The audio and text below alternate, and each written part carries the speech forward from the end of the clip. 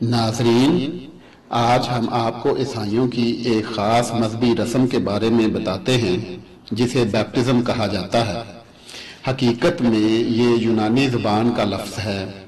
इस रस्म के मुताबिक किसी नए पैदा होने वाले बच्चे या ईसाइयत में नए आने वाले मर्द या औरत को किसी मुकद्दस या बहते हुए पानी में गुस्ल दिया जाता है।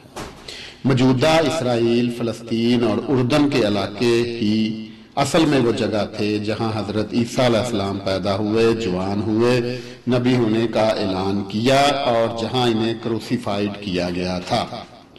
इसराइल और फ़लस्तीन टूर के दौरान दरिया उर्दन के किनारे इस जगह पर भी जाने का इत्तफाक हुआ जहां ईसाई रवायात के मुताबिक कभी हजरत ईसा अलैहिस्सलाम ने बैप्टिज्म किया था।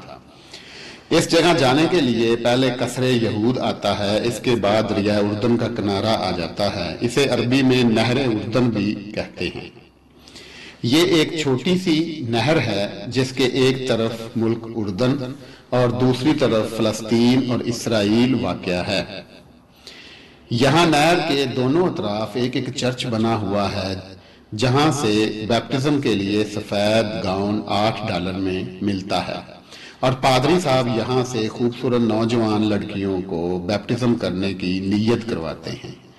यहाँ खूबसूरत लड़कियाँ सफ़ेद गाउन पहनकर अपना मजहबी बैप्टिज्म कर रही थीं और हम जैसे टूरिस्ट इनका बैप्टिज्म एंजॉय कर रहे थे। नाजरीन, आप भी यहाँ बैप्टिज्म की वीडियो देखें और एंजॉय करें और हमारा YouTube चैनल सब्सक्राइब करें।